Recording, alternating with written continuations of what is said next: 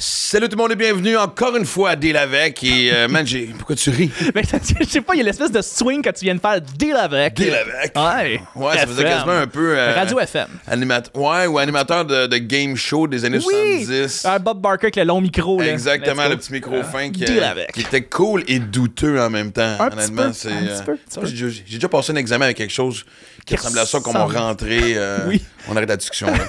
Et notre invité, c'est Charles Côté, le gars de, j'allais dire, grandement inspirant, drôlement inspirant. Non, mais il mesure 7 pieds 8, là. Fait que c'est sûr que ça m'a resté un peu dans la tête, même si on a enregistré le podcast il y a quelques mois, parce qu'évidemment, on a l'autre Charles qui est... C'était un festival de Charles, finalement. C'est tout le temps des Charles. Tu vas toujours travailler des Charles jusqu'au restant de tes jours. Moi, les Charles, c'est ma zone de confort. C'est vraiment... Tu sais, je t'appelle Chuck juste pour que ça soit rebelle, pour que le monde pense pas que ça soit trop freak, mon enfant. Genre, OK, Maxime Martin, il est à la tête d'une secte. Il baptise tout le monde Charles. Oui, exactement. C'est comme ça fonctionne. Les apôtres Charles. Donc, puis quelle belle rencontre ça a été. Puis même j'avais été dîner avec notre cher ami une couple de jours avant de faire le podcast. Et pour ceux qui ne savent pas, évidemment, on voit beaucoup Charles sur Instagram. Et en fait, encore plus sur TikTok. Oui, puis il a commencé sur Facebook. Là. Lui, il a vraiment son modèle d'affaires, ça a commencé sur Facebook, mais après ça, il l'a mis sur Instagram, sur TikTok, puis là, ça c'est maintenant l'évolution normale des choses. Tout à fait. Les réseaux sociaux. Ouais, non, mais c'est Facebook, Instagram, TikTok. Ouais, exactement. C'est comme maternelle, primaire, secondaire. Ouais, on est vraiment rendu. Tu fais tes classes. Mais ouais. Et puis évidemment, bon, tu sais, Charles a une compagnie de coach de vie, de coach inspirant, évidemment, autant au niveau personnel, mais surtout très corporatif, si je me trompe pas. Et c'est drôle parce que là, ça m'amène à. Je fais une espèce de. Je bifurque. Oui, bifurcation. Bifurcation, ça se dit? Ça se dit tout à fait. Il y a un podcast qui s'appelle Bifurcation. Donc ça existe. Ben là, Chris, il y a un podcast qui s'appelle Bifurcation, je peux dire Bifurcation. Mais oui. Et on les salue. On salue. Et c'est drôle parce que, lorsqu'on parle de motivation, j'ai vu quelque chose cette semaine qui est venu me chercher énormément. Puis, je sais pas si c'est en tout cas, bonne ou mauvaise façon. Il y a une nouvelle... j'ai vu une annonce où il y a une femme avec... je peux pas dire qu'elle a un problème de poids. Elle a du surpoids, mais elle n'a pas un problème de poids. Oui. Ça se dit. Et l'annonce est pour, évidemment, des programmes d'entraînement que tu peux faire à la maison avec des appareils que tu commandes. Et donc... Et c'est drôle parce que j'ai entendu du monde dire « Ah, c'est ça. Vous mettez des gens avec des problèmes de poids pour faire des annonces de gym puis d'appareils d'entraînement. C'est quoi le message que vous envoyez? Que les gens qui ont des problèmes de poids, il faut qu'ils perdent du poids? » Et, tu sais, il n'y a pas si longtemps que ça, on avait les corps parfaits, la fille puis le gars. Puis le gars, évidemment, tu sais, essaye ça pendant 90 jours, ça va fonctionner, tu vas être de même. Il mentionnait pas les fucking 52 aiguilles, il faut que tu te crisses dans le cul ici, évidemment, pour avoir l'effet que tu veux, pour avoir les muscles aussi déchirés et développés. Là, mais l'effet beau flex. Les corps parfaits, on veut rien savoir. Ça envoie un mauvais message, ça mettrait trop de pression. Et là, on se rapproche des réalités. Puis là, non, ça envoie un message que les personnes qui... Non. Bon, là, premièrement, là, je m'adresse à tout le monde. Lorsque vient le temps de faire de l'exercice, savez-vous qui devrait faire de l'exercice? Tout le monde. Tout le monde. Si c'est pas assez clair, tout le monde.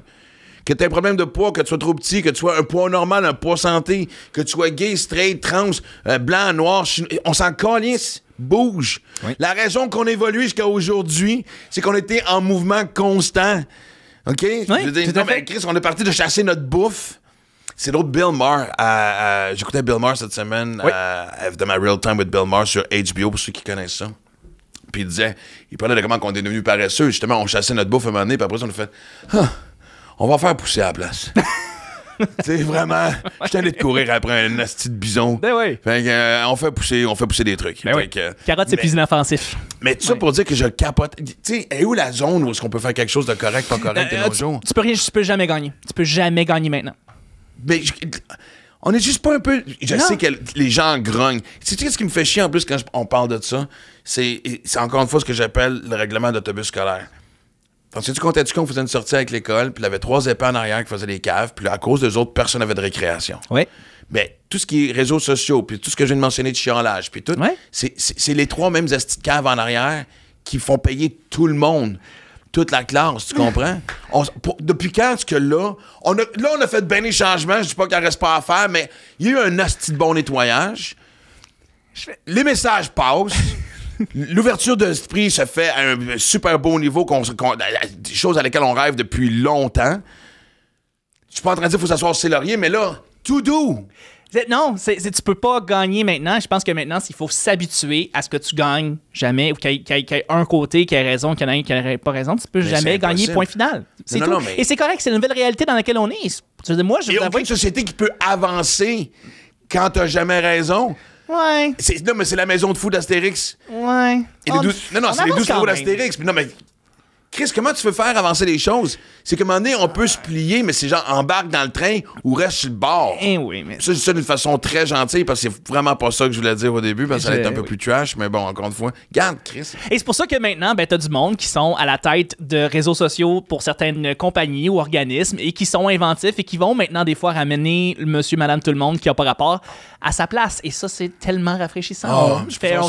On salue Hydro-Québec. Non, mais c'est ça, des gens qui... s'amuse à faire des blagues sur des gens qui disent clairement des niaiseries et maintenant on est rendu à modérer les épais, donc c'est le fun. On les salue d'ailleurs. On salue Hydro-Québec qui sont là. Je pensais te le dire, on salue les épais modérés. Les épais modérés, mais tu sais, tout c'est ça, des gestionnaires de réseaux sociaux qui sont inventifs. Let's go, là. Mais c'est parce que maintenant, il faut ramener la bonne vieille expression de ta gueule. Sérieux, non, ta gueule, c'est le même, OK? Ouais. Ferme ta gueule. Ouais. Si t'es pas content, ferme ta gueule. Ouais. Plusieurs personnes vont me dire, Max, peut-être que toi aussi. Non, ça marche pas de même. Non. Moi, je me ferme pas la gueule. C'est toi qui as le micro. Exactement. Fait que tu veux que je me ferme la gueule, faut t'enlever mon micro. Je sais que ça s'appelle deal avec, on va brasser de la marde. C'est territorial, la politique. Tu fais plus de beatbox. J'ai jamais fait de beatbox. Es-tu vraiment en train de parler de ça? OK. Le podcast à qui, finalement, cette affaire-là? OK, je suis seul, c'est correct. C'est non, c'est correct. J'invite des chums, là, fait que, tu sais, j'ai le goût de... Ding, ding, ding, ding, ding. Bienvenue dans mon monde, OK. Non, mais Charles, t'es vraiment l'exemple parfait des rencontres. Mais je sais même plus si on peut dire hasard maintenant. Il y a tellement de choses, destin, hasard. Tout le monde les redéfinit. Il n'y a pas de hasard dans la vie. Tout est un. Mais écoute, c'est mon ex. Je vais quand même la saluer puis dire que... Elle m'a quand même apporté des choses dans cette relation-là. Non, mais tu sais, elle dit, faut te suivre ce gars-là. Et comme de fait, je trouve ça drôle de te suivre. Évidemment, ton site, en fait, sur Instagram, c'est drôle et inspirant. Puis j'aime... Tu sais, je pense que le défi dans tout ce qu'on voit présentement, tout ce qui est genre coach de vie, tout ce qui est capsule de croissance, groupe, tu sais, c'est... Évidemment, on connaît quand même les classiques par rapport à la vie, mais tu sais, on finit par s'identifier à quelqu'un, puis dans ton cas, je pense que c'est comme... J'aime ton parler franc. Tu comprends ce que je veux dire? C'est comme... Moi je m'identifie à toi, puis j'ai fait « Ah, OK, il parle comme moi, puis il sac de temps en temps, puis... De toute façon, il n'y a rien de mieux pour passer un message dans la vie quand ça craint. C'est clair. Ça fait 33 ans que je le prône, puis je pense que les gens commencent à comprendre que j'ai raison. Mais t'as-tu voulu ou c'est vraiment juste... Y a-tu fallu que tu analyses ta technique pour dire, OK, les autres font ça, moi je vais être comme ça, ou c'est venu comme genre fuck it, man? Ben, c'est venu d'un fuck it parce que mes premières vidéos, je faisais quand même attention justement à chaque mot, mais pas attention de genre je vais essayer de bien parler puis de me dénaturer, mais comme la communication c'est complexe, là, puis j'en parle beaucoup dans plein de mes affaires de la communication, mais c'est un univers, la communication, là, comment bien passer un message, que ce soit avec l'humour, que ce soit en étant inspirant, que ce soit en étant très direct. Puis il y a des gens qui vont aimer, il y a des gens qui n'aimerait pas. Moi, puis on revient tout le temps à l'idée de faut être Il y a des gens qui n'aiment pas tout le temps ce qu'on fait? Non. Je sais pas si je viens de t'apprendre ça, mais... Quoi? Ouais, il y a des gens qui n'aiment pas ça. Je pensais qu'il y avait 6 millions de fans au Québec. Sur 8, ouais, quand même. Exact. Mais on est rendu à 8. Mais moi, je trouve qu'il n'y a rien de pire de se dénaturer, de pas être soi-même, puis de se faire détester pour une version que tu as essayé d'inventer pour plaire. Fait que je préfère ne pas être aimé pour qui je suis vraiment que d'essayer d'être une version qui va plaire à tout le monde. Fait que quand je sac ou quand je mets le poing sur la table ou quand je m'exprime avec intensité, c'est vraiment qui je suis, tu sais. Mais faut l'apprivoiser, cette espèce de côté de soi-là, parce que t'es pas tout le temps le gars qui sac, moi non plus. Je suis pas tout le temps le gars... Ah ouais, OK, toi t'as ça, là. Je les entends plus, c'est ça le problème, ouais. Ça fait partie du vocabulaire au complet. Pour moi, c'est des virgules. Ouais. C'est de la ponctuation. C'est vrai. Mais, puis en fait, tu sais, parce que moi, la question, c'est un sujet que je veux qu'on aborde, mais on va ça parce que je veux quand même aussi que les gens apprennent à te connaître un peu, parce que moi, dès qu'on a été luncher ensemble, j'ai trouvé que, écoute, ton histoire était géniale. Parce qu'il y a beaucoup de, justement, coachs de vie, de croissance personnelle, puis on en parlera aussi, tu sais, même moi, je pense à créer quelque chose qui n'est pas croissance personnelle, mais ce sentiment d'appartenir à du monde qui ont les mêmes passions, mais qui ont aussi les mêmes périodes de vie hautes et basses. Bon, c'est un sujet. Mais je me souviens, la phrase qui m'avait marqué, toi, depuis que tu as 16 ans que tu cherches ce genre de messages-là, justement, là, de quoi à t'identifier pour aller. Fait que déjà, à 16 ans, c'est parce que tu dis, OK, je suis complexé, ou je suis assez brillant pour savoir que dans la vie, avoir la sagesse de d'autres va m'apporter beaucoup. Parce qu'à 16 ans, honnêtement... Tu faisais quoi, toi, à 16 ans, Max? 16 ans, je jouais au baseball, je me crossais. C'est pas mal... Bon, ben... non, mais joke à part, je veux dire, tu cours après les filles, puis je faisais du sport. Je savais que je voulais faire de l'humour, mais pour moi, ça me paraissait un rêve très lointain. Tu sais, quoi que c'est à peu près à cet âge-là que j'ai écouté Delirious de Eddie Murphy qui m'a influencé, donné un peu le coup de pied. Mais pour c'était des rêves... Tu sais, pour moi, à 16 ans, tout me paraissait hors de portée. Ouais, mais moi, c'était ça. C'était définitivement ça. Puis, évidemment, t'as pas une vision claire de quoi va être ta vie. Puis moi, c'est que je manquais énormément de confiance en moi. J'ai de la misère avec ma communication, tu sais, aller aborder les filles pour dire ça te tente de sortir avec moi, coche oui, coche non. J'étais pas capable de faire ça. J'étais pas bon dans les sports. C'était simple. C'était simple que Tinder devrait faire ça au lieu de swipe à gauche, swipe à droite. Coche oui, coche non. Exactement. C'était la base. On revient au source. Merveilleux. Mais bref, moi, c'est par accident que je suis tombé dans la croissance personnelle parce que mes parents faisaient pas nécessairement ça. Mon environnement autour de moi faisait pas ça. Puis c'est que j'ai vu un documentaire à la télé hyper cliché. On voyait des gens riches et célèbres qui prenaient des vacances sur des yachts, des îles privées, de la grosse patente. Puis j'étais comme, c'est quoi ça? Moi, j'ai envie de ça. Puis évidemment, aujourd'hui, je ne carbure plus juste à l'argent ou à la richesse, mais je carbure à l'abondance sur tous les plans de ma vie. Puis ça a été un espèce d'élément déclencheur de, moi, je vis une vie différente. J'ai pas envie d'être dans la classe moyenne. J'ai pas envie non plus d'être fauché. Moi, j'ai envie de faire de l'argent. J'ai envie d'être libre. J'ai envie d'être libre de quoi? De mon temps, de mes décisions, d'un paquet d'affaires. Puis là, c'est là que j'ai commencé à googler sur Internet, tu sais, comment être riche ou comment avoir plus confiance en soi. Puis ça a commencé cette espèce d'évolution-là de croissance personnelle, parce que je tombais sur des coachs, des gourous, des conférenciers, des motivateurs. Puis là, je sélectionnais... Certains bons, certains un peu plus... Ben, c'est génial parce qu'à 16 ans, t'es naïf. Fait qu'ils sont tous bons. Ben, c'est pas qu'ils sont tous bons. Mais ils ont tous un impact sur toi un peu à quelque part parce que t'as pas nécessairement entendu ça. Ben oui, puis t'essayes des trucs. Je compte souvent en conférence. Tout le monde connaît l'histoire là, de Jim Carrey là, qui s'était signé un chèque de 10 millions. Ouais. Ben moi, je l'ai fait ça. Ben, avec 1 million. J'avais fait ça à 17-18 ans. Je m'étais signé un chèque de 1 million. D'ambition. Puis, je sais. C'est ça, je dis le pire en conférence. Je dis, tu sais, au Québec, né pour un petit pain, Chris. J'ai mis juste 1 million. Mais si, je l'ai fait. Puis ma date, fallait que je l'accomplisse avant 28 ans. Puis je l'ai fait plus qu'1 million par année à 26 ans. Fait que c'était pas juste accumuler 1 million. C'était, je veux faire 1 million en dedans d'un an. Puis 2 ans avant, j'avais gagné 35 000. Fait que c'est pas une question de, mais là, tu grimpes. La vie, c'est des montagnes russes. Puis j'étais assez naïf pour m'écrire le chèque. Mais quand t'es assez naïf pour t'écrire ce chèque-là, t'es assez naïf pour y croire, t'es assez naïf pour passer par-dessus les objections. Tantôt, là, avant qu'on enregistre, on parlait du fait que j'avais fait une couple de stand-up là, dans des open mic et tout ça. Puis je disais, les humoristes, vous êtes fuckés de passer de... Il y a un show que ça marche super bien, puis le même gig à une autre place, tu te fais huer ou personne rit, puis là, c'est tough. Je te l'ai dit aussi avant qu'on commence, c'est de l'inconscience. Mais c'est de l'inconscience que tu continues là-dedans.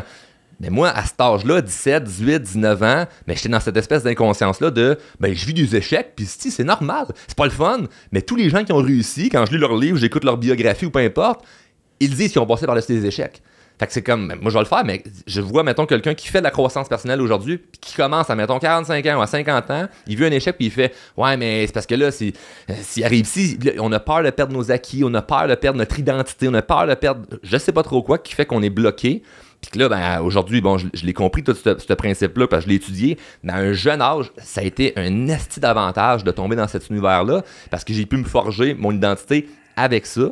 Puis aujourd'hui, c'est juste comme normal, puis ça fait partie de ma vie. On se comprend-tu qu'à 16 ans, tu peux demander ce que je faisais à 16 ans, puis ma réponse, OK, aussi. Non, mais j'étais pas... mais faut pas que tu penses que j'étais hyper studieux avec le livre, là, moi aussi. Non, mais tu es quand même tout seul dans ta gang pareil, un peu. J'étais seul dans ma gang, mais je lisais un livre en 2 crossettes. Tu sais, toi, c'est baseball, crossette. Moi, c'était croissance personnelle en 2 crossettes. Ça va être le titre du podcast. Ça va être lecture en 2 crossettes. En 2 crossettes. Oui, exactement. Mais oui, j'étais seul dans ma gang, puis j'ai dû à un moment donné me séparer des amis que j'avais. J'avais un groupe d'amis où le soir après l'école, ce qu'on faisait, c'est d'aller dans un sous-sol, jouer aux jeux vidéo, fumer du pot.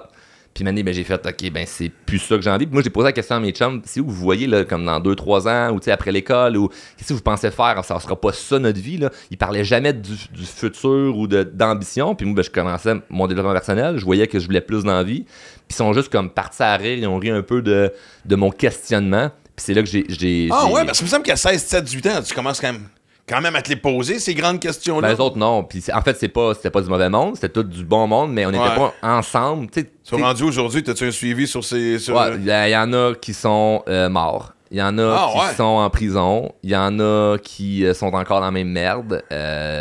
Il y a personne qui m'inspire aujourd'hui, puis quand je regarde ça avec un peu d'auteur. Est-ce que t'as approché pour te dire, écoute, je te dis n'importe quoi, quelqu'un qui est en prison, c'est une claque sur la gueule de la vie en général, puis après ça, t'as 2 choix. Mener le style de vie qui va te ramener en prison ou vraiment faire un 180 puis t'en es comme... Ou tu sais, justement, mais ceux qui ont vu ton succès, il y en a qui ont fait OK, Charles, OK, je me rends compte que qu'à 30 ans, je suis encore dans mon crise de sous-sol en train de fumer du pot. Ben j'en recroise pas, mettons, du même milieu, mais tu sais, parce que je parle d'une gang où, mettons, on était peut-être 7-8, mais de là, plein d'autres amis, plein d'autres personnes de l'école, puis tout ça. Puis oui, j'en ai eu plein là, de feedback là, de. Mais aujourd'hui, tu sais, au départ, on riait de toi parce que, tu sais, les 3-4 premières années, ben, Chris, lui, il pèle des nuages, je sais que sa pensée positive, puis tout ça. Puis ça arrive un peu de toi, puis à un moment donné, ben, c'est comme, ouais, finalement, Charles, t'avais peut-être raison. Moi, le plus beau. Il y a un beau sourire en coin dans ce temps-là. Ben, le plus gros sourire en coin que je vais avoir prochainement à Max, c'est mon école secondaire qui me demande d'aller faire une conférence. Puis c'est mon plus beau sourire en coin parce que moi, j'ai lâché l'école, j'ai même fini mon secondaire 5, puis ils m'ont kické. Ok, ça, Ils m'ont kické à couper dans le cul de genre, ben, les profs, la direction, c'était comme. Parce que t'étais pas du monde? Ouais, j'étais tannant, j'étais pas bon à l'école, puis je confrontais l'autorité. Parce que je comprenais. Ça, c'est pas un domaine que je comprends, frère. Oui.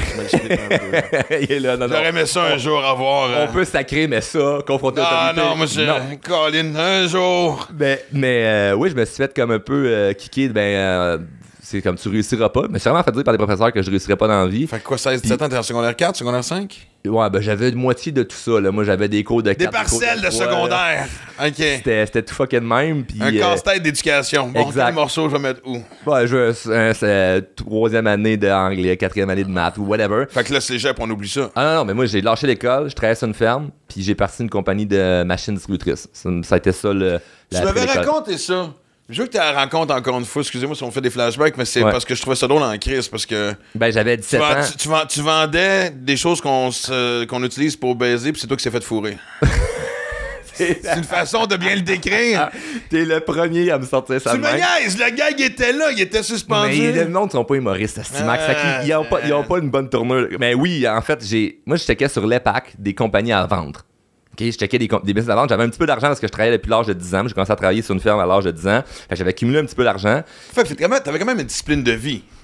Ben, ça a été. Moi, je suis un fumeux de potes qui gamait. Non, j'étais hyper travaillant. Mais tu sais, j'ai grandi en campagne. Mes parents avaient une fermette. On avait des voisins qui avaient des fermes puis qui avaient décidé de m'engager parce que j'étais travaillant. Mais c'était ça, mon espèce de sentiment d'accomplissement. Tu sais, mettons, il y a des jeunes qui sont pas bons à l'école, mais qui sont bons au hockey. Ou qui sont pas bons à l'école, mais sont bons avec les filles pour cruiser. Moi, j'étais bon pour travailler.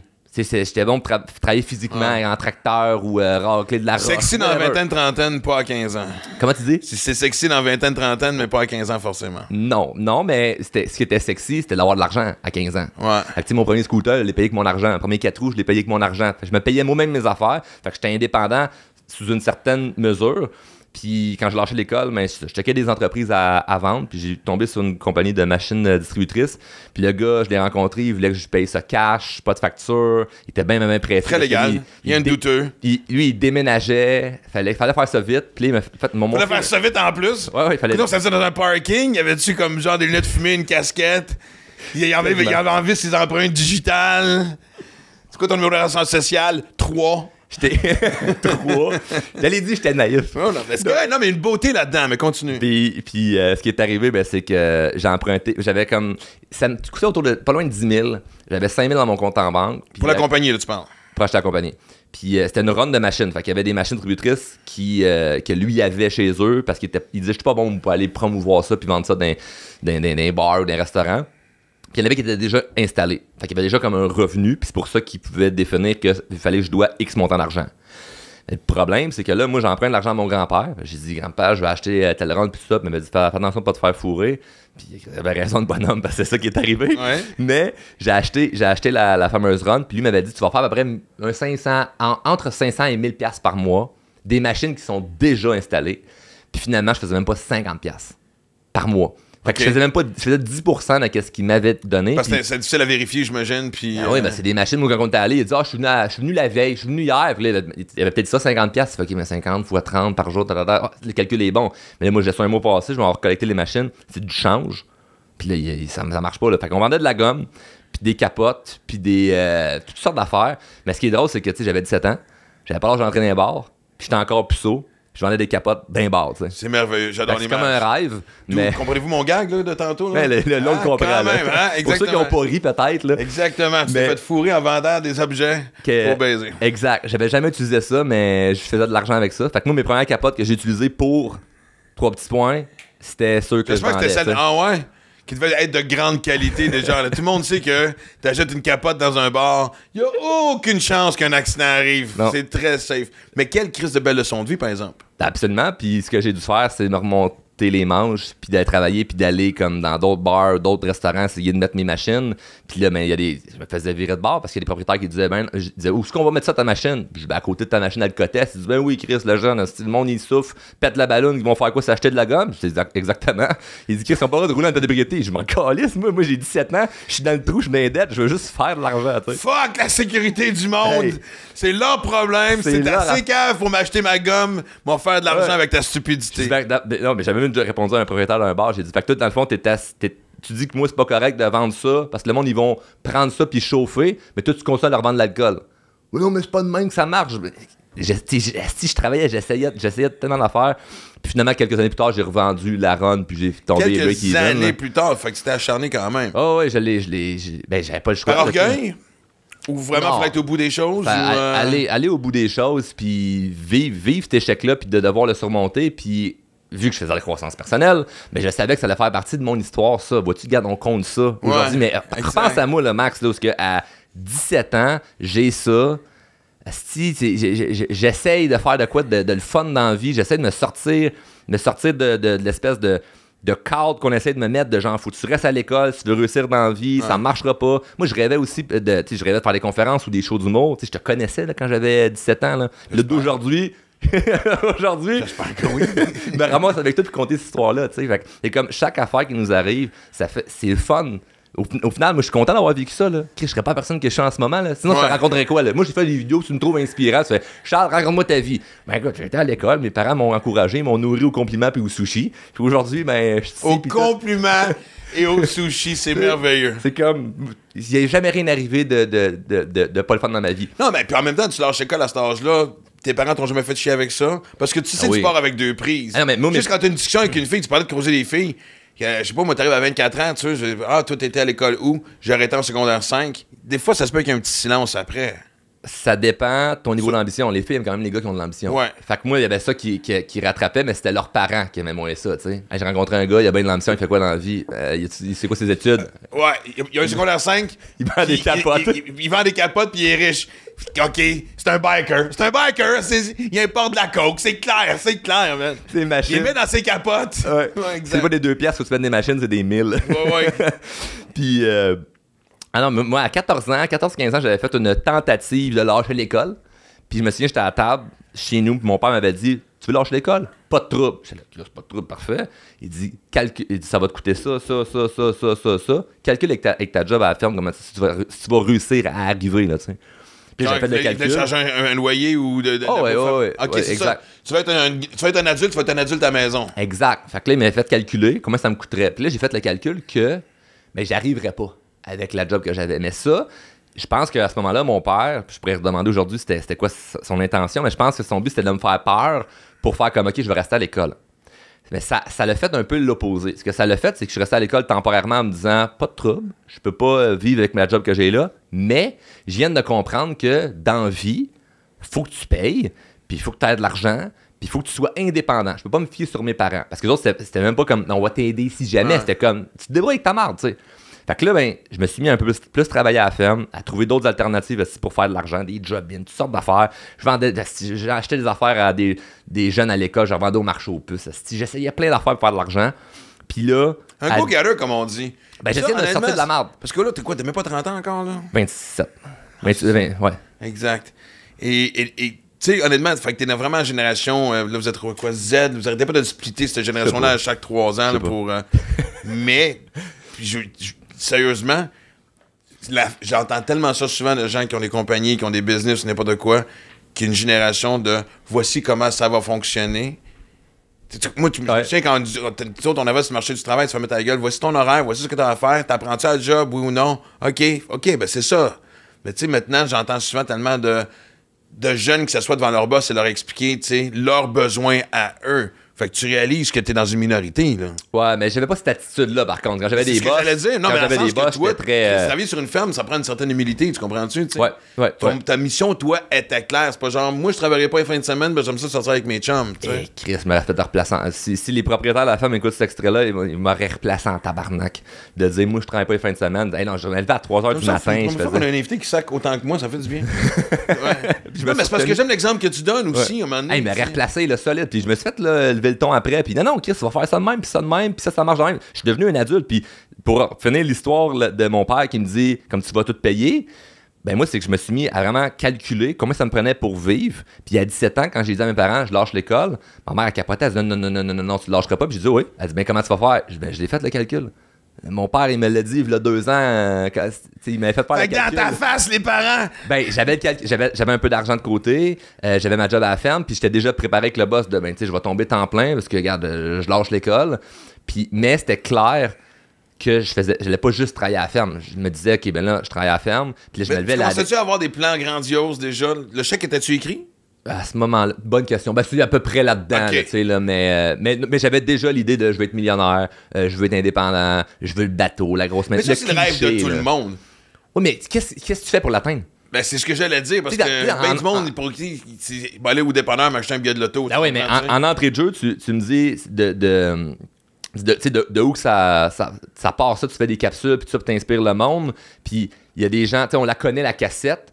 En conférence, souvent, je dis... Ce qui est le fun, c'est qu'en ce moment, pendant 1 heure, je vais parler, là, puis probablement que 99% des affaires que je vais dire, vous allez dire « Ah oui, j'ai déjà entendu ça. » Le style de problème, puis le stretch qu'on va voir ensemble, c'est « Pourquoi tu le fais pas ce que tu sais? » là. Ouais. Puis moi, ça a été ça un peu, ça a été le « Mais je vais être dans l'action réellement avec ce que je vais faire enseigner. » Fait que quand je partais, mettons, à 3h du matin en camion pour aller livrer du poulet à Montréal, tout ça, à 17 ans, dans mes écouteurs, là, j'écoutais là, vidéos de motivation, croissance personnelle, des trucs au niveau de la confiance en soi, plein d'affaires, juste pour être dans cette espèce d'état d'esprit-là de que c'est normal de pousser. Fait que quand j'arrivais chez nous, là, à 3h, j'avais fait un 12 heures, là. Fait que je faisais une sieste, 1 heure, je me réveillais, puis je retournais faire d'autres choses, là. Des recherches sur Internet sur comment je pourrais partir une business là-dedans, des business à acheter. J'essayais un paquet d'affaires. Fait que c'était en mode vraiment hustle, non-stop. Puis c'est tellement cliché, là. On entend plein de gens, d'entrepreneurs dire ça comme parti de rien, puis regarde ça aujourd'hui, j'ai du succès. Même moi, je m'écœure à raconter cette histoire-là, parce que c'est tellement simple.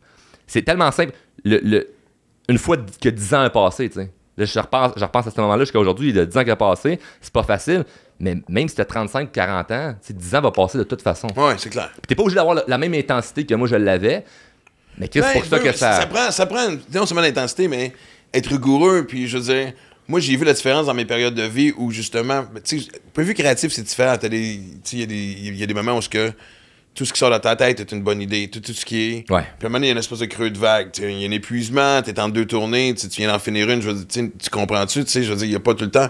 Et t'es capable de faire un parallèle entre ce qui se passe dans ta vie et où ta tête est rendue. En business, c'est un peu différent.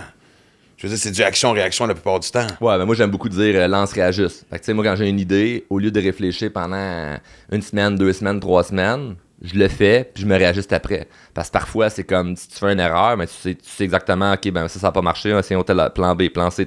Fait que j'ai beaucoup dans l'action. Fait que j'ai appris à pas avoir peur de me planter, puis je pense que c'est réellement ça quand je suis dans des groupes, mastermind ou peu importe, avec d'autres entrepreneurs, je suis tout le temps le bébé de la gang, je suis tout le temps le plus jeune.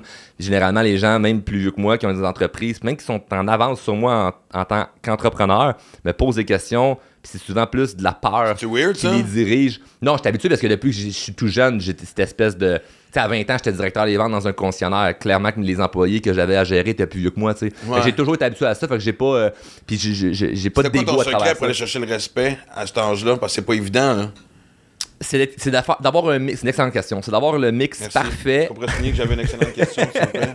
On pourrait-tu mettre une musique quand j'ai une excellente question? Attends, j'ai mis une étoile au tableau. Tu mets une étoile au tableau? Parfait. J'ai un mur d'étoiles maintenant. T'as-tu un mur d'étoiles, Charles? Moi, j'ai un mur d'étoiles. Moi, j'en ai pas. Si j'en ai pas. Mais je vais m'en faire un. Si je vais m'en faire un. Compétition d'étoiles. Ah, c'est sûr. Non, mais je suis sérieux dans ma question. Ben, c'est un respect de l'expérience que t'as versus... Voici ce que je peux t'amener pour t'aider. Fait que faut pas que je tombe trop vite dans le côté de moi j'ai tout compris. Faut y aller plutôt avec un... Ah non!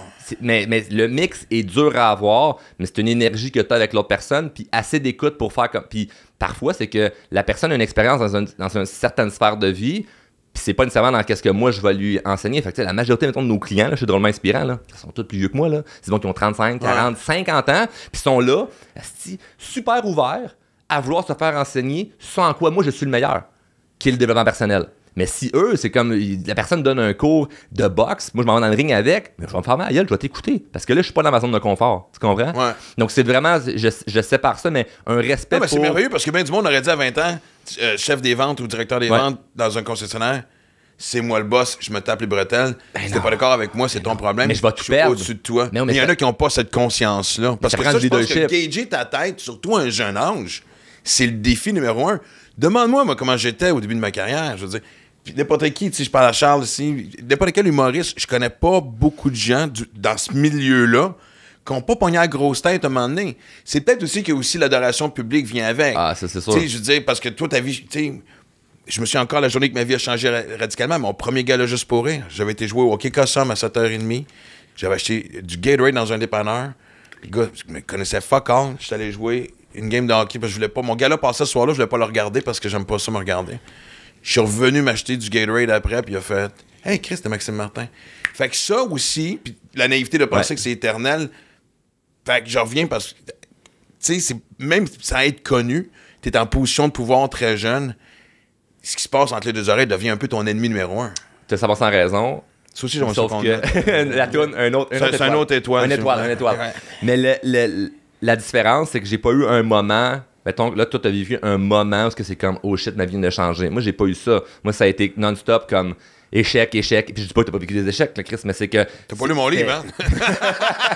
Mais c'est que c'est échec, puis un petit renforcement positif, tu sais. Fait que quand Juste assez pour t'accrocher. Ouais, mais à 20 ans, quand je suis tombé directeur des ventes, oui, j'étais hyper heureux parce que 6 mois avant, ben j'avais lâché... J'étais retourné à ce job-là. Parce que moi, j'avais lâché l'automobile. C'était dans la vente automobile, j'avais lâché l'automobile parce que j'avais pas ça. Puis je suis retourné parce que j'avais plus une scène, ma compagnie de machine n'avait pas marché, puis tous mes projets marchaient pas. Fait que je suis retourné, la tête baissée en disant voulez-vous me réengager? Puis on dit oui, parce à la que ferme, c'était bon. Non, oui, les deux en fait. Je suis retourné à la ferme travailler, puis je suis retourné dans les concessionnaires aussi. OK. 2 places que j'ai lâchées parce que je voulais faire autre chose, puis j'ai dû y retourner. Tu sais, des fois, quand il y a des gens qui se disent des coups, je lâche ma job, qu'est-ce qui arrive, ça marche pas. Ben, tu y retournes. Moi, je l'ai vécu 2 fois, là, tu sais, à la ferme, puis dans les concessionnaires. Puis quand ils m'ont nommé directeur des ventes, mais il y a une espèce de fierté, parce que c'est sûr qu'en sortant de là, si j'avais le goût de pleurer, j'ai appelé mes parents en disant comme Chris, I made it, tu sais, quelqu'un me donnait une promotion, puis comme salaire représentatif, le char payé, toute la patente, à seulement 20 ans, c'est cool, mais en même temps, t'es pas surpris parce que tu travailles tellement fort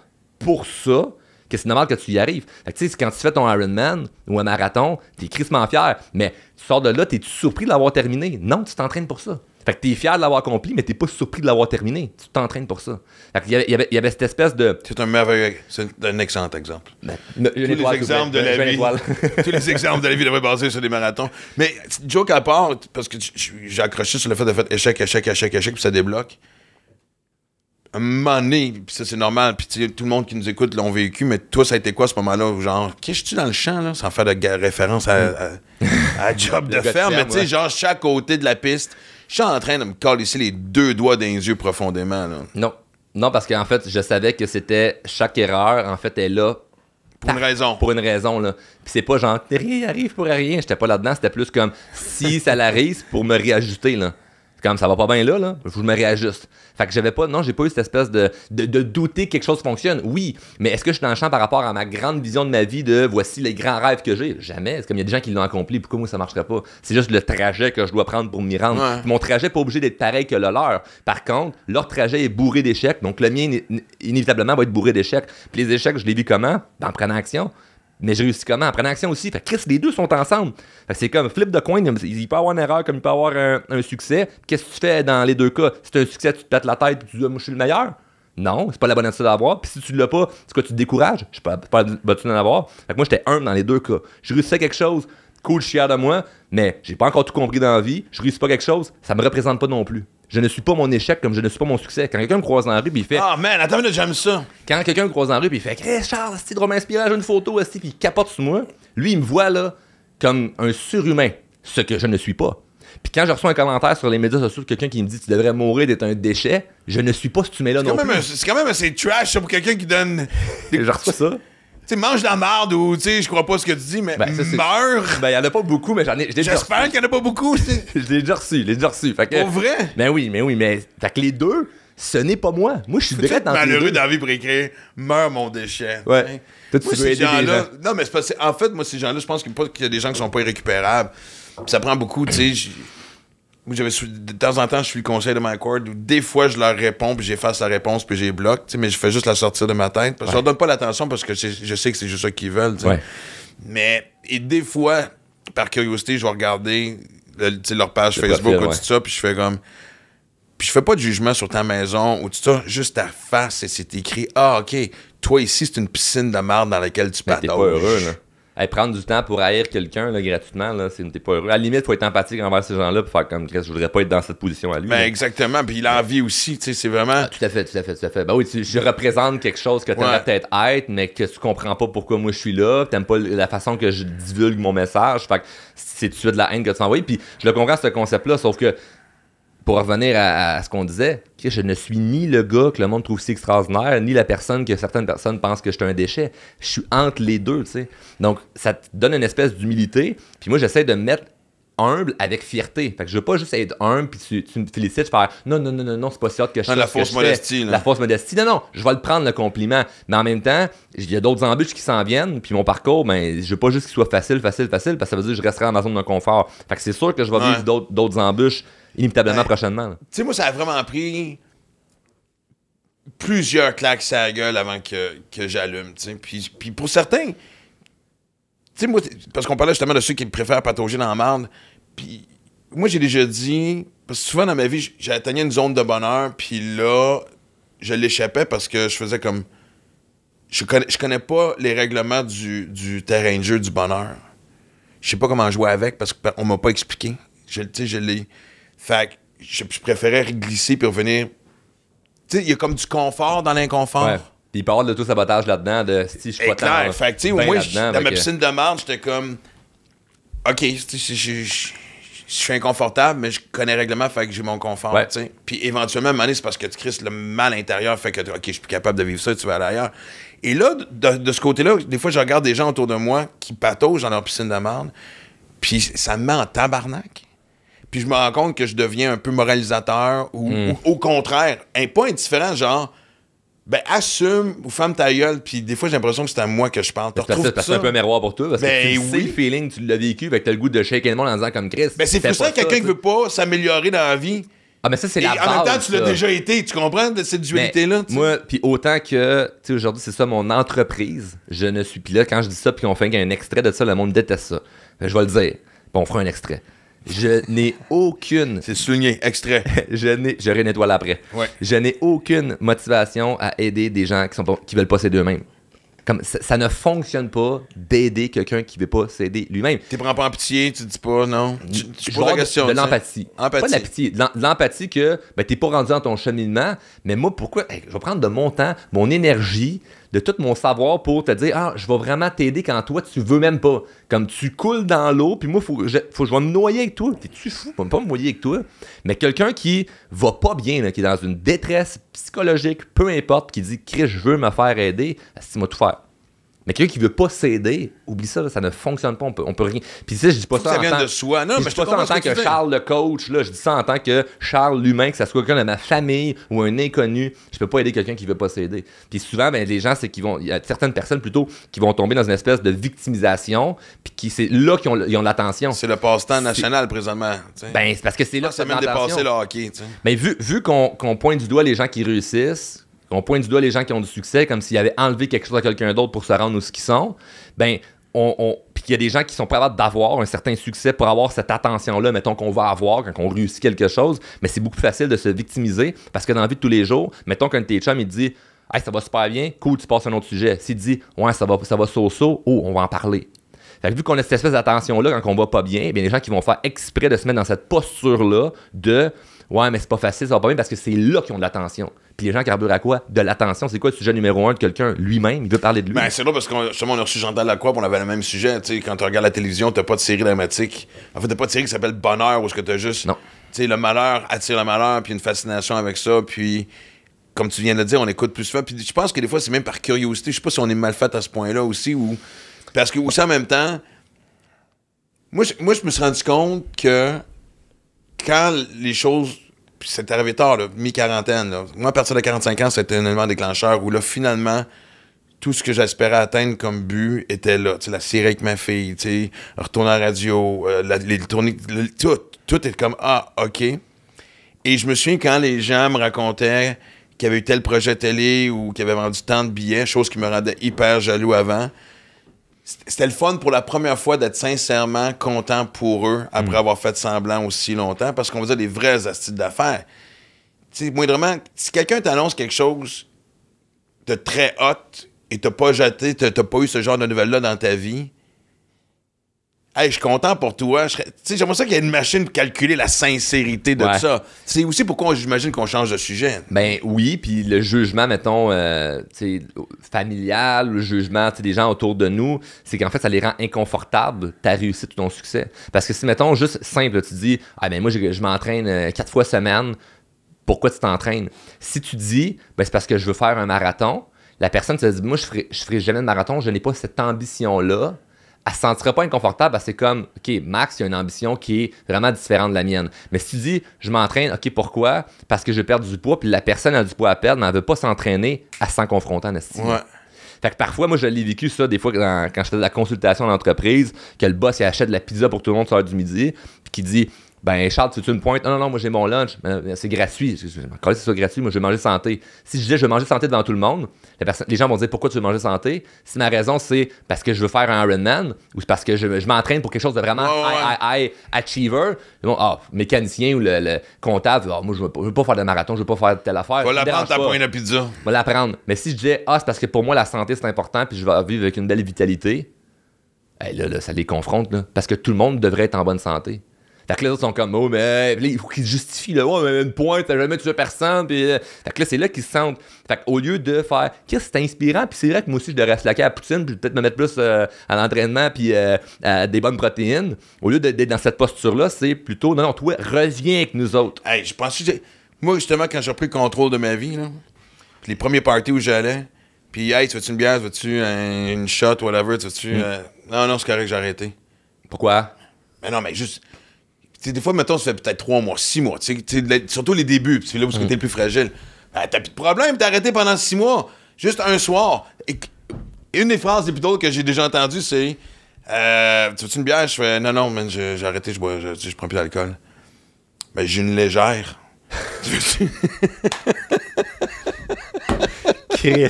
Amène ça! J'avais pas pensé à ça! Calice, ah ouais! Ouais, exactement.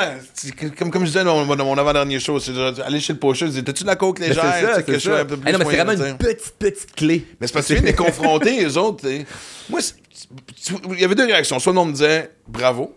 Ouais. Puis ceux qui essaient de me rentraîner vers le vice, je me souviens que quand j'étais sur le party, j'étais souvent sur le party avec eux autres.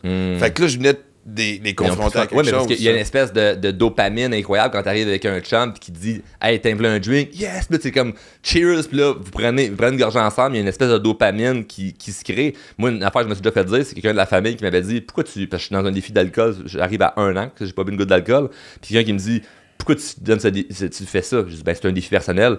Bon, mais c'est niaiseux. Je dis pourquoi c'est niaiseux? Je dis ben un défi, c'est censé être le fun. Puis j'étais là. T'as raison, mais non. Moi, je me donne des défis pour me challenger et grandir comme humain. Je dis, pourquoi je me mettrais un défi qui est si facile? Ça s'appelle pas un défi. Exactement, c'est plus un défi, c'est facile. C'est pas un défi, c'est facile. Un défi, c'est comme qu'il y a un challenge, il y a une difficulté. Puis j'ai une difficulté là-dedans, à dire comme 1 an, tu vas avoir les mariages, les voyages, les fêtes, ton anniversaire, tout passer le tour du cadran au complet sans une goutte. Pour moi, ça, c'était un défi. J'arrive à l'accomplir, puis je vais le faire. Ouais. Mais c'est drôle. Attends-tu une brosse? Il attend... Mec, t'as fait le tour du calendrier. Oh, je sais pas. J'ai pas figuré ça encore. Ok. Pour l'instant, c'est juste comme je le finis. Puis, mais moi, c'est super important quand je me mets un engagement vers moi-même. Je veux le faire comme si j'avais un engagement vers quelqu'un d'autre. T'sais. Tu me dis, Charles, on se rencontre à 13h. Ben, je suis là à 13h. Si j'arrive à 13h30, c'est un manque de respect envers toi. Fait que si moi, je cheat envers moi-même, c'est un manque de respect envers moi. Fait que c'est comme je me respecte pas. Parce que les gens ils se disent, mais je me demande pourquoi je me sens coupable. Ah, tu veux savoir pourquoi tu te sens coupable, Nicole? Parce que tu l'es, asti. Tu dis que tu vas faire quelque chose, tu le fais pas. La culpabilité. Ça aussi, c'est une citation. Écoute, honnêtement, j'adore ça. Pourquoi tu te sens coupable, Nicole? Parce que tu l'es, câlisse. C'est fucking merveilleux, man. On peut se faire des t-shirts, Charles? Faut qu'on se mette là-dessus. Mais moi, Ça serait des bons t-shirts. J'ai quelqu'un de mon Moi, je me équipe. sens coupable parce que tu l'es, Nicole. C'est Ben, merveilleux. Nicole, on l'a déjà un peu brandé. J'ai quelqu'un de mon équipe. Ok, qui a qu'on fait- peut pas le faire légalement, on va Ben, se faire tu poursuivre. peux, mais pas avec Nicole. Moi, j'avais dit dans un de mes podcasts, shut the fuck up, Nicole. Puis c'est rendu une espèce de trend que j'ai plein de monde autour de nous qui me disent ça. Fait que t'as pas subi le sort de Martin Matt, c'est avec sa pub de Maxi où est-ce que tout. Ouais, C'est quoi, pas c'était encore. les Julie, je pense que c'est quoi Ouais, le nom qui ouais, était en tout c'était- cas. Anyway. Non, je suis pas encore Parce rendu qu'évidemment, là. il parlait de. Écoute, ça s'en vient. Je cours Non, après. mais je vais revenir après ce que tu dis. C'est quand même merveilleux de. Je me sens coupable. Et moi, je me ferais dire ça. Parce que moi, la culpabilité est tout le temps présente. C'est quelque chose qu'il a fallu que puis je lutte encore aujourd'hui. Je sais pas pourquoi. Je peux me sentir. Même quand je fais une. Hier, je parlais avec un de mes chums. Je vais me vanter. Moi, je suis bon chum avec Eric Gagné, l'ancien lanceur de baseball de la Ligue majeure.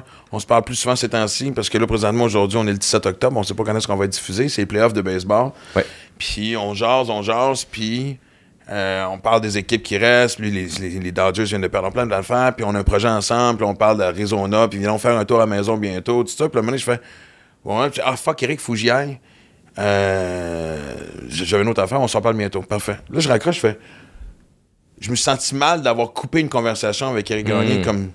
Je l'ai pas envoyé Ouais. chier, là. Mais ça, c'est différent. J'ai pas- Non, mais ça, c'est un petit exemple. Tu Oui. comprends-tu? Mais Non, la culpabilité, ça, c'est- c'est la pire graine parce que elle fait des racines vite à bien des niveaux. 100%. Mais en Si fait, je manque c'est- un entraînement, C'est de la mauvaise herbe. C'est si pas, j'ai c'est pas une écrit bonne une journée graine. que j'ai dit que j'allais écrire, écoute, ça prend une ampleur quand même assez. Ouais. En fait, je trouve que c'est même un handicap parce que à fait. force, tu finis par figer. Ben, en fait, la culpabilité, c'est un univers qui est très large puis qu'on peut séparer ça en beaucoup de segments. C'est que de façon très concrète, très tangible, juste de se sentir coupable parce que tu n'as pas tenu un engagement envers toi-même, comme si tu fais juste commencer à faire ce que tu sais que tu dois faire, puis d'être cohérent envers toi-même, il y a déjà une grande partie de la culpabilité qui peut s'enlever. Après ça, dans ces genres d'affaires-là qui sont plus au niveau relationnel, c'est autre chose psychologique à travailler. Ça n'a plus rapport parce que tu pourrais être hyper cohérent dans ta vie, hyper constant dans toutes les bonnes actions que tu t'es dit que tu allais faire. Mais quand même de raccrocher, de couper une conversation, tu te sens mal. Là, il faut aller creuser de pourquoi je vis ça. Hey, ça peut aller loin, ça peut être quelque chose de ton Oui. enfance, ça peut être un Mais là, traumatisme. le problème est très, oui. Ce que je viens de te raconter comme le téléphone, le petit bout en c'est haut. le petit iceberg, la petite pointe sur... Je vais revenir après. Ben, mais juste Vas-y, parenthèse ben, pour vas-y. les gens qui pourraient bugger là-dessus, le but c'est pas de prôner la culpabilité. L'idée c'est de se dire, mets toutes les chances de ton bord pour ne pas te sentir coupable dans ce que tu contrôles. Mais quand c'est vraiment en mode réaction, comme l'exemple que tu as donné qui est parfait de si je raccroche, je me sens pas bien, il y a quelque chose là-dedans que là c'est pas correct. C'est pas légitime de se sentir coupable par rapport à ce que tu as vécu. Mais ce qu'il faut faire, c'est l'espèce de travail sur soi de aller creuser à pourquoi je me sens de même. Puis là, on va Ouais. découvrir là, après ça, là, puis tu vas pouvoir réparer ça. Ben, tu sais, On passe c'est à autre comme chose. des fois, moi, je parle à des gens, mettons, que. Oui, forcément, tu sais, qui arrêtent de boire, de consommer. Mais pardon, des choses simples, comme il y en a qui me disent. Qui commencent l'entraînement, puis ils disent, OK, tu sais, la fameuse date clé du 1er janvier, ça, c'est la date butoir de ben. Non, mais c'est correct, tu sais, ça commence bien. Jour 1, c'est le 1er janvier. Jour 2, tu sais, c'est facile à suivre, tu sais. Ils vont dire, bon, je veux perdre du poids. Puis. Tu sais, des chums vont me dire, ah man, 3-4 semaines plus tard, tu sais, ils ont mangé santé, ils ont couru, tu sais, puis ils ont fait leurs 3 fois par semaine minimum. Tu sais, c'est une autre affaire aussi que je dis toujours. Quand tu commences lentement. Ouais. Parce que quand tu commences trop fort, Alors, t'es voix à l'échec, Ton là, tu mets trop de horaire est pression. chamboulé, Exactement. Puis il me dit, ah man, puis souvent, tu dis, t'as un cheat day, une journée où ce que tu peux tricher. Moi, le dimanche. Moi, le dimanche, c'est mon déjeuner de bûcheron, puis le soir, tu sais. Mais, et là, c'était pas ma journée de cheat, puis j'ai mangé une poutine. Puis je vois que les gens se tapent sur la tête. Parce que aussi, il faut que tu fasses attention à ça, parce que des fois, je leur dis, oui, mais c'est quoi le nombre de jours que t'as pas mangé de poutine? Tu sais, des fois, il faut que tu te concentres là-dessus oui, aussi. oui. Fait que, Fait que là, pour briser ta culpabilité à ce moment-là, c'est back on track demain matin. Là. ouais. Comme là, t'as Je te rappelle tantôt, Eric, puis la conversation va durer plus longtemps. Non, mais c'est fou comment la ligne est fine entre, Ouais. tu sais, des fois, de te sentir coupable est un bon moteur, puis des fois, ça peut être un ennemi. Tout à Parce fait. que j'ai connu des gens qui, en se sentant coupables, ont juste défait quelque chose qui était bien commencé pour aucune crise de raison. Tu peux te sentir coupable, tu peux t'enfarger dans la vie. T'es pas obligé de te taper sa tête. C'est pour ça que je te dis t'enterrer. que c'est un univers. Parce que je me ferais bien plus d'amis à dire comme non, faut pas se sentir coupable. C'est comme non, c'est un sentiment qui risque que c'est une émotion. Tu sais, c'est même pas tangible. C'est un sentiment, c'est de l'émotion, c'est de l'invisible. Tu peux pas, c'est dur à justifier pourquoi tu te sens comme ça. Puis des fois ça peut être bon, comme des fois super mauvais. C'est un peu comme l'ego. Des fois ça peut être bon avoir de l'ego, comme des fois c'est très mauvais. Mais tout ça, ces émotions-là, il y a tout le temps une raison d'être. C'est quelqu'un qui dit je suis trop sensible. Non. La sensibilité, c'est super bon, comme ça peut être très mauvais. Comme chaque émotion a sa raison d'être de yin et yang, que c'est comme séparé en deux, puis il y a un côté qui est bon, puis un côté qui est pas nécessairement bon. Là. Donc, c'est ça, moi, je trouve, dans à peu près chaque émotion. Fait que c'est jamais comme, ben moi, je suis trop ci ou je suis trop ça. Il y en a un des deux qui peut être bon à ton avantage ou un autre à ton désavantage. C'est là où j'allais te poser la question de comment est-ce qu'on part de vendre des chars à devenir justement de travailler en croissance personnelle. Mais. Mais je faisais ça avant, là. En fait, c'est pas transition de je vends des chars après ça, ben ok, ben là je deviens conférencier. Non, mais ça aurait pu être ça, parce que tu aurais pu commencer à faire des capsules sur Instagram, sur Facebook, puis les Ben, gens c'était te suivent, c'était à ce moment-là. ok. Oui, mais ça a commencé quand j'avais ce job-là. Mais moi, ma job de vendre des chars, là, j'étais pas passionné des autos. Là. Moi, c'était pour payer des bills, Ouais. puis faire de l'argent pour. Fait qu'à est-ce qu'on dit, ok, c'est assez, j'ai vendu assez de chars, je plonge. Est-ce que tu plongeais dans le vide à ce moment-là? Non, moi, ce qui est arrivé, c'est que. Il y avait assez de preuves que ça allait fonctionner financièrement pour t'en aller dans cette direction-là. Non, ce qui est arrivé, c'est que je travaillais comme directeur des ventes, je me suis fait congédier. Fait que j'ai perdu ma job, puis j'ai perdu ma job la journée que j'ai acheté ma première maison. Fait que mon premier investissement immobilier, ça me coûtait comme 15 000 de mise de fonds, puis j'ai 15 000 à la banque. Quand je suis revenu de la banque, au dealer, ils m'ont dit t'es congédié. Fait que là, c'était comme j'ai plus une salle dans le compte en banque, une hypothèque à payer, plus de job, plus de char, plus rien. Puis je commençais à dater ma blonde à ce moment-là. Fait que t'es pas. Ah, ça, c'est Elle merveilleux! était pas gold digger, hein? T'es pas non. de gold digger pantoute, elle m'a connu qu'à rien. Puis là, ben. T'étais le petit canard avec la patte cassée. Ah, ouais. mais je puais pas le petit canard à patte cassée, Non, là. Sauf que là, j'ai trouvé un espèce de. Pas un compromis, mais je l'ai pas retourné dans les dealers, mais l'automobile, c'est quelque chose qui était quand même facile pour moi, que je comprenais cet univers-là. Fait que j'ai commencé à faire de la consultation des concessionnaires. C'est une entreprise qui me sous-traitait dans des dealers pour faire des événements. Puis ce que ça faisait, c'est que ça me permettait de faire assez d'argent pour comme Payer les vivre, factures. puis avoir de la liberté de temps, parce que si j'étais temps plein dans un dealer, c'est de 9 à 9, c'est des horaires de merde, puis j'aurais pas été capable de faire ce que je fais. Fait que c'est là que j'ai pu faire ma transition de, ben, je fais des capsules sur Internet, puis là, ce qui était bon, c'est que je faisais plein de capsules qui étaient gratuites, des lives gratuits, puis je vendais rien. Fait que j'ai déjà bâti une communauté de gens qui me suivaient ou qui disaient comme qu'est-ce que c'est concret ce qu'il fait, puis je me faisais demander de temps en temps des conférences, de temps en temps des gens qui disaient Chris, peux-tu être mon coach? Fait qu'il y avait déjà comme un engouement. Fait que jour 1 que j'ai fait comme OK, ben là, je vais lancer un programme de formation sur la confiance en soi, qui était, mettons, mon sujet principal à la base. Mais ça a tout de suite marché. Parce que j'avais déjà. Puis tout marché. Ça dépend à quel niveau on parle, là, mais. Non, mais t'avais une base de gens qui te suivaient, J'avais déjà une bonne base. qui te trouvaient crédible, sinon ils seraient pas là. Fait que... Puis cette base-là, mettons, on a vendu à des milliers de personnes. Mettons, on a vendu, on avait 1000 programmes. Puis la réponse était excellente. Fait que là, ça, 1000 personnes qui achètent ta patente dans un univers où il y en a déjà plein d'autres coachs de vie, puis qui disent Chris, ce gars-là a vraiment changé de quoi dans ma vie.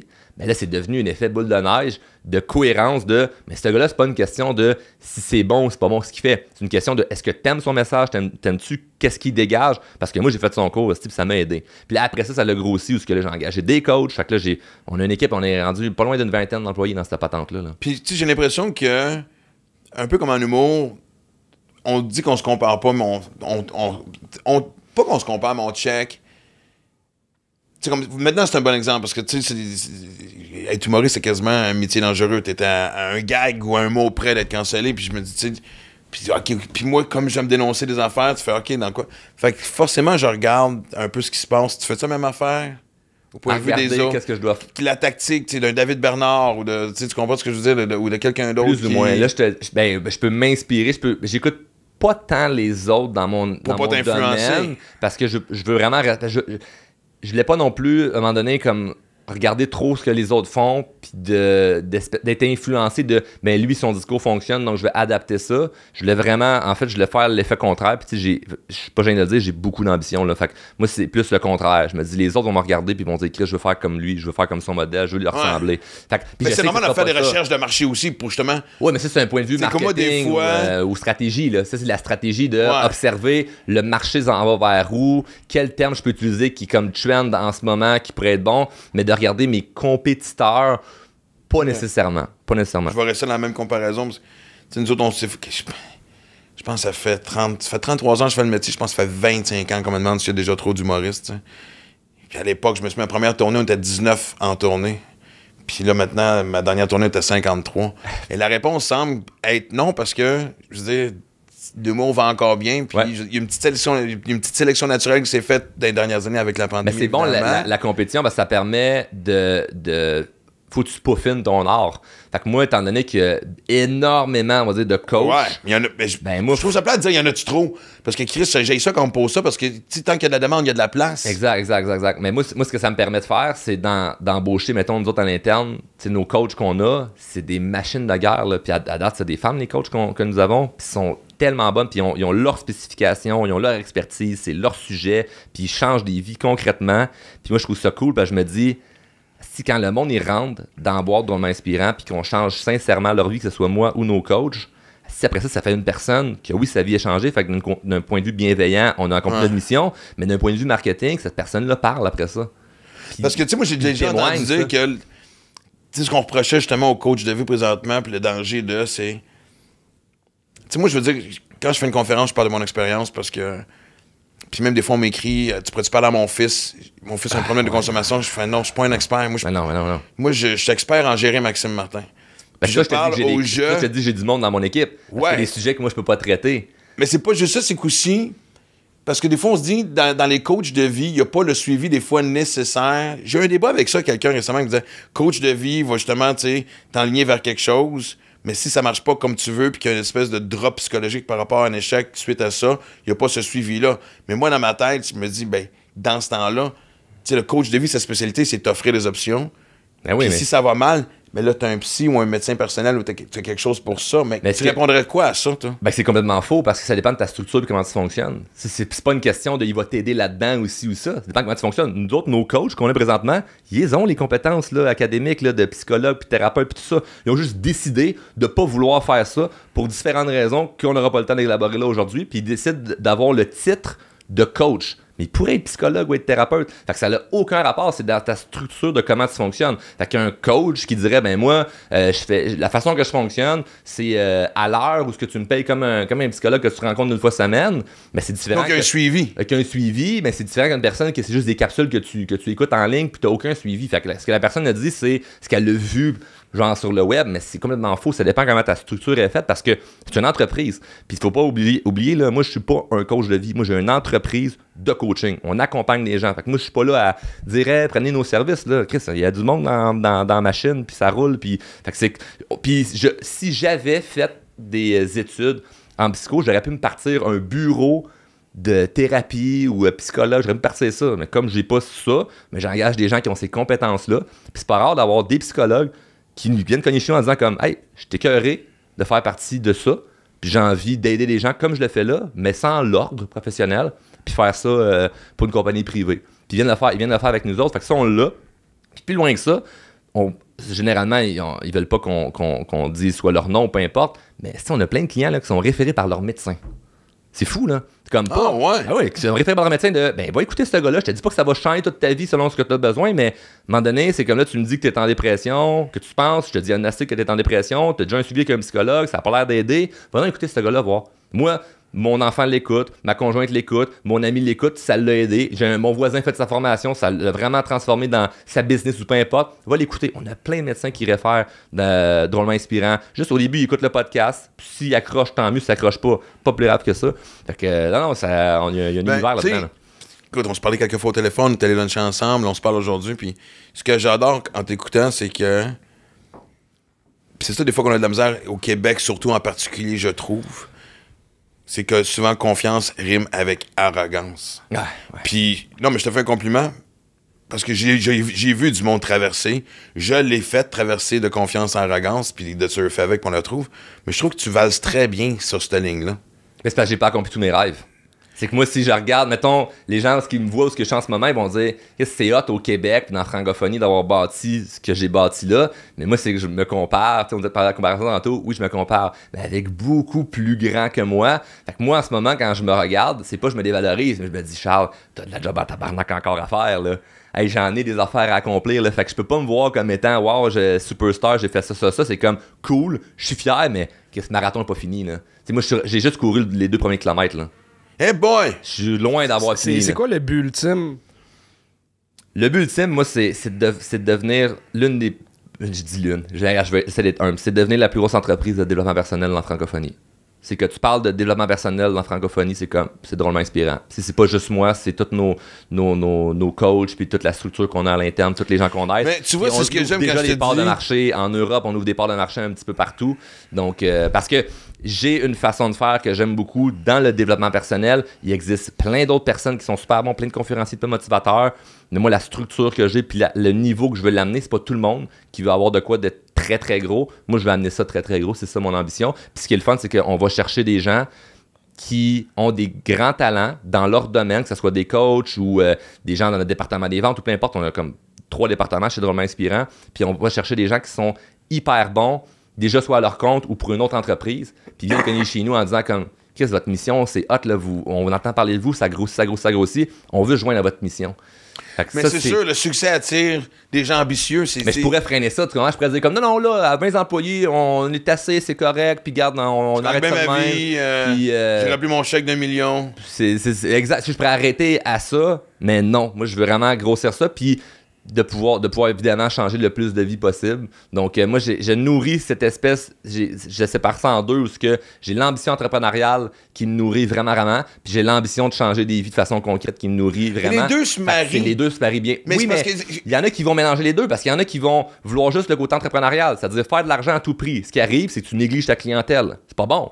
Ou je veux aider, mais j'ai peur de charger. J'ai peur que le monde dise qu'il fait de l'argent. Fait que là, ben, j'aide les gens, mais quasiment gratuitement. Puis là, ben, je nourris pas cette espèce de côté entrepreneurial-là. Moi, la raison pourquoi le service à la clientèle est sa coche, le suivi des clients est sa coche, c'est parce que j'ai une structure. Structure, c'est quoi? Des employés. Les employés, c'est quoi?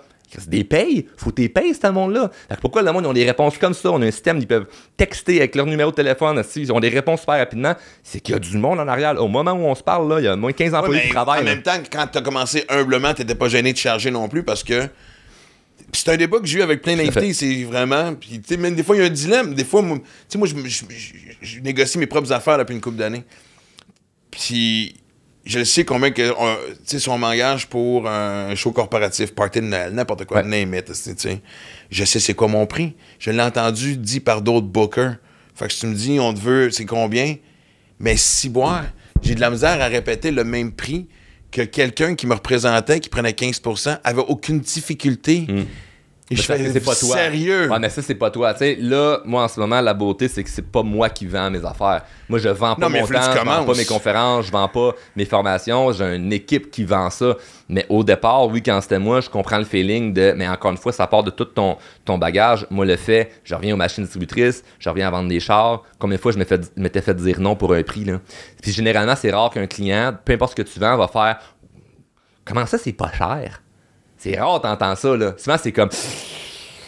Ouais, je vais y penser, ou c'est bien cher. Fait que, tu sais, c'est sûr qu'on en a plein, là. Moi, même des fois, nos clients qui sont en affaires, puis disent, j'ai de la misère avec le prix, je leur dis, mais toi, quand on t'a dit que c'était X montant la formation, comment t'as réagi? Je dis, ben, Caroline, c'est pas donné. Je dis, ouais, puis là, t'es où présentement?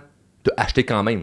Fait que ça veut pas dire que le prix est une gate qui ferme à l'entrée, que c'est comme tu rentreras pas, là. C'est comme le premier refus que tu peux avoir de « Ah, mais c'est cher. » Mais cher par rapport à quoi?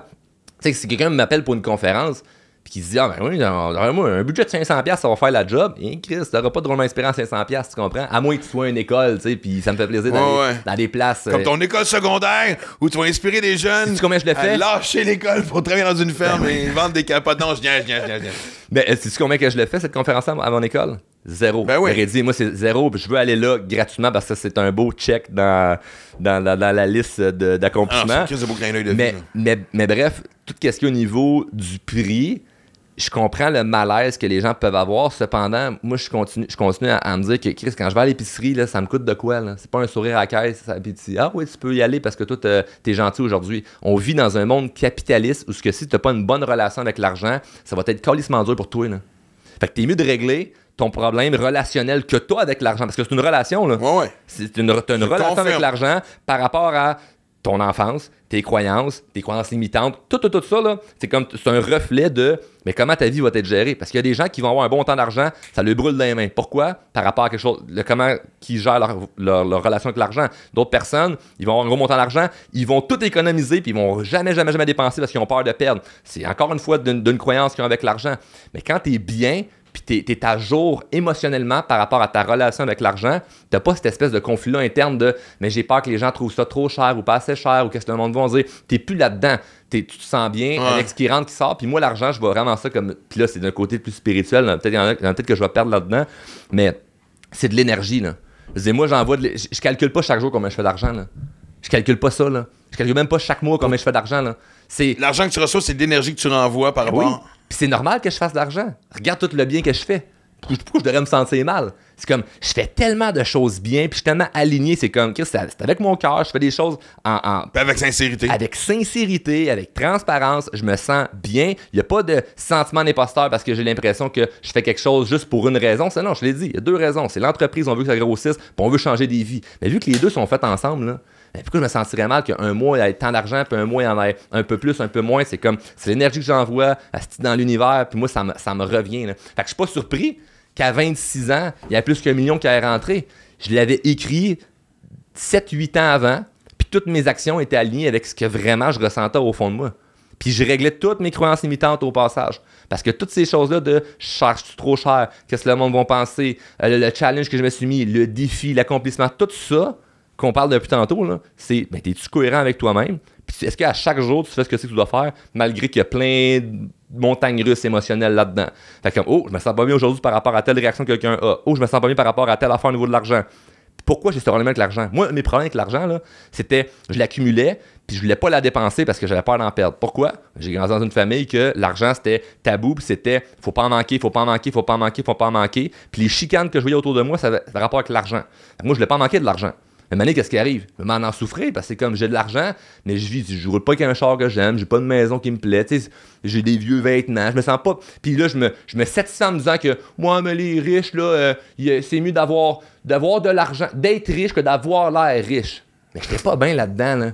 Mais je me suis dit, non, c'est assez. Là, je vais m'amuser, là. Je veux pas tomber dans la dépense. Dans le flash, je peux regarder quel point j'ai de l'argent, mais au moins, je veux vivre. Que ça soit symbolique un peu de ton succès. Oui. Et ta zone de confort à travers de me sentir bien. Fait que des fois, il y a des gens qui vont voir ces médias sociaux, puis ils vont voir le voyage, le char, le ci, le ça, puis ils vont faire si flash, c'est comme, je pourrais bien plus flasher que ça. Si je dépense même pas 10% de ce que je gagne. Mais t'as le droit de gagner. Mais je me sens bien, je me sens aligné. Mais ça, j'ai dû travailler ça, là, Max, là, cette espèce de relation-là de pourquoi moi je la garde, puis j'ai peur de la perdre. Pourquoi j'ai peur de la perdre? C'est des affaires de pas si longtemps que ça que j'ai dû travailler puis débloquer. Mais est-ce qu'à chaque moment de sa vie, il y a des trucs à débloquer puis à travailler. Fait que moi, là, je continue à avancer. On se reparle, tu me réinterviews dans 2 ans. M'a dit, hey, tu sais, le 2 ans entre la première entrevue et la deuxième qu'on a faite ensemble, là, hey, c'est passé ça, j'ai dû travailler tel problème, telle croyance, Moi, tout le temps avoir une croyance limitante qui va être au passage, qui va être là pour me bloquer, puis c'est à moi de régler ça, là. Il y a personne d'autre qui va venir cogner chez nous pour faire comme, hey, j'ai entendu par l'univers que t'avais un problème, toi, avec telle relation, avec tel membre de ta famille. J'aimerais t'aider. Il y a personne qui va t'aider, asti. Il n'y a personne qui va t'aider. T'es tout seul avec toi-même. Tu sais, quand la fois quelqu'un t'a appelé pour te dire j'ai une opportunité, c'est bon juste pour toi, pas pour moi. Jamais, là. Le monde, ils sont bienveillants, sont gentils, ben oui, mais le monde pense à eux en premier, puis c'est pas égoïste. Moi, je pense à moi en premier, puis ça fait en sorte que vu que je me nourris moi en premier, mais je peux aider plein d'autres mondes en retour. Fait que je pense à moi en premier, je vais régler mes problèmes, puis après ça, je vais pouvoir aider d'autres personnes. J'adore. Bon, là, d'un Charles, on va prendre des notes, on va laisser faire les étoiles. On va s'écrire un chèque. Ouais. Un peu à la Jim Carrey. Mais Jim Carrey, j'ai entendu dire que l'histoire du chèque était faite à son père. Non, il l'a répété plusieurs fois, puis c'était son chèque qui s'est fait à lui-même. C'est moi, j'ai rien dit, je m'étais. Exactement. Va-tu falloir qu'on fasse... On s'en allait vers un out, le fun et tout, puis là, faut qu'on... Ben, ça se peut, faudrait-tu vérifier? Vas-y, chèque de Jim Carrey. Exactement. Mais peu importe à qui t'as fait le chèque, c'était un signe d'optimisme envers le futur. D'optimisme envers. Là. Ouais. Moi, c'était écrit, la raison, c'était service rendu. Fait que je mettais ça quand même assez lousse. Ben, moi, tu vois, c'est n'importe ainsi. quoi. Si j'ai rendu un service rendu, j'ai rendu un service qui fait que ça me rapporte plus qu'1 million par Tu année. l'as-tu sens encaissé? C'est un peu ça le but. C'est un chèque de mois à mois. Non, c'est juste que t'as du monde qui t'envoie de l'argent parce que tu fais des investissements ou t'as des clients, puis à un moment donné, ben, tu calcules, OK, ben, cette année, j'ai fait combien? Okay, j'ai fait plus qu'1 million. Fait que, ben, le chèque, je sais pas Non, si mais, avec, là, mais... on en parle depuis tantôt, puis il faut vraiment que ce soit confrontant aussi. Puis, moi, c'est un peu dans. Je veux dire, l'année passée, j'ai laissé comme plusieurs centaines de milliers sur la table. Ouais. Là. Plusieurs. Je te dis plusieurs. Ah, je sais pas combien je vais faire cette année.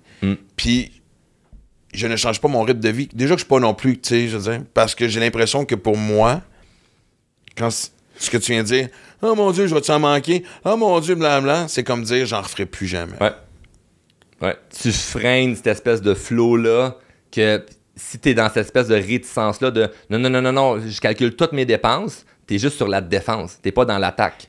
Fait que moi, j'aime, tu sais, dans n'importe quel sport, là, tu gagnes avec la défense puis l'attaque. T'as des gens qui financièrement sont juste à la défense. Ça rentre un petit peu, puis ils veulent tout défendre. C'est comme non, faut pas trop de dépenses, puis ils calculent tout à la scène près, puis ça crée une anxiété où tu te sens pas bien parce que t'es dans de la peur de perdre. Mais si tu penses constamment à la peur de perdre, qu'est-ce que tu matérialises dans ta vie? Perdre! Parce que tu penses à perdre. Fait que moi, je pense pas à perdre. Je pense à gagner. Fait que je vais pas pitcher de l'argent n'importe comment, mais quand je fais un investissement là, de des centaines de milliers de dollars, là, puis que j'envoie le chèque, là, puis je fais, hey, mettons que ça marche pas, là, c'est de l'argent en esti, là, c'est comme, ça sera la plus belle histoire, le plus bel apprentissage que je vais avoir. Je me détache émotionnellement de ça, parce que je me dis, je vais en faire ailleurs, là. C'est pas grave, je vais en faire ailleurs. Puis je dis pas que tout le monde doit penser comme ça. Ce que je dis, c'est, si tu as une réticence par rapport à l'argent, il faut que tu te fasses débloquer émotionnellement de ta relation avec l'argent, parce que si t'es juste sur le frein, là, qu'est-ce que tu peux gagner jamais à la course, là. Ouais. Ça fait penser que moi. C'était solide, c'est écoute. T'es un gars de la moitié de mon âge qui me fait autant réfléchir. Hey, merci Charles, sérieux là. C'est à toi, Max. On va se voir avant 2 Avant de ans. terminer, le chèque était bien à lui-même, mais il l'a mis dans la tombe de son père. Ah, c'était ça que Jim Carrey a fait. Oh, mais il l'a encaissé avant. Il l'a pas encaissé. Il l'a pas encaissé, mais c'est un chèque de 10 millions qui s'est fait à lui-même. Puis il l'a mis dans la tombe de son père. Mais il y a ce style-là, lui, Jim Carrey. Là. Ouais, mais il avait-tu fait de 10 millions avant de le mettre dans la tombe de son père? Ouais. Wow.